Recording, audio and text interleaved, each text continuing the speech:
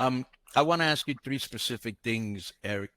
Eric, I made a comment, and I'm going to tell you why I made this comment, and you let me know what you think of it, if it's fair or unfair. That I felt that you hitched your wagon too long to Hogan instead of listening to Hall and Nash. I thought that, obviously Hulk going with Hall and Nash didn't take a brainchild. There was the hottest act in wrestling, and it resurrected his career because he was getting booed. I understand he's a big name, and anywhere you haul Hulk Hogan, you're going to get interest. But do you feel that if maybe you would have listened a little bit more to Hall and Nash, things would have been different, or no? No, things might have been easier for me on a personal level, but nothing, because of everything we just got done talking about, nothing that we would have done or could have done would have ultimately changed the outcome. The outcome is they didn't want WCW to be a part of Turner Broadcasting. And now that Ted was out of the picture and they created enough reason for us to be vulnerable by dumping a lot of expenses onto our books, it was inevitable. It wouldn't have mattered. Nothing we could have or would have done would have ultimately changed the outcome because they were determined to make WCW go away.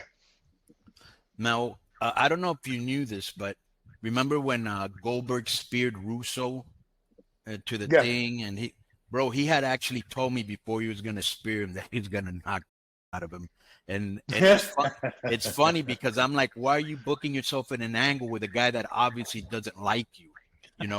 Because him and Disco had this conversation where he was going, well, because that thing that I don't know if you remember this. He said, "Oh, it was 80%. I was more talented than 80% of the guy on the roster." I mean, these. Oh, trust me. When he said that, I just about threw. I was getting ready to throw around my living room. I do the thing with him. I said, Joe, bring me up to 2000 roster so I could go over this with Vince so we could get to the 80%. It's like, so yeah, it was funny. Yeah, and the funny thing is, Disco was telling me that he was like, whoa, because I didn't realize how much he was on TV until I read David Penzer's book, right? And I was looking at the formats. Like there was actually a video that said Vince, the legend, the myth, and all this other, and he put the title on himself, right? And I was like, what a mark. And so when I told Disco about this, he says that Vince actually told him, well, the reason I was an on-air character is because it was written that way in the script. And Disco goes, you wrote the script. I mean, one thing I told Vince, the one thing I told Vince I can't forgive you for is that you got hurt, okay, because you wrote yourself into a script which required you to do physicality where you weren't skilled enough to protect yourself, and you ended up with concussions. And I'm like, I can't defend that. Like, I'm a fan of yours. I like, stuff like, but I can't. That's the worst thing you did. Because to this day, you still have trouble with, you still have post-concussion issues, and I'm like, I can, guys have written themselves in the storylines before, but bro, Eric, you were an on-screen character and stuff, but it's like trying to say that like the reason it happened was because the story was written that way, but you're the one that wrote the story. I'm like, well, what are we doing here? I'm like, dude, now you got concussion. Like, that was my. Russo's delusional. He always has been. And he wanted so bad to be perceived to be, he had Tony Khan syndrome. It's like Tony Khan wants so bad to be recognized as Paul Heyman, and accomplish what Paul Heyman did with ECW or Vince did, or even what I did back in WCW in the 90s.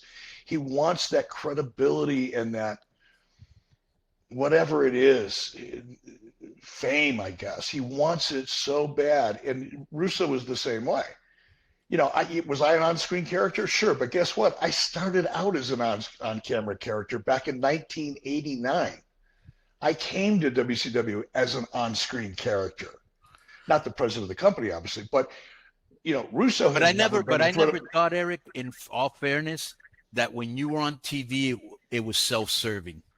You know what I'm saying? Like what you were doing was funny. Like when you were in the over-the-top laughter, when you had the Johnny Carson show and all that, like I thought you were a great TV character.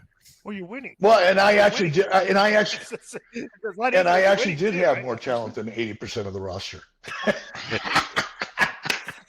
I'm kidding. That's tremendous. Yo, what's up?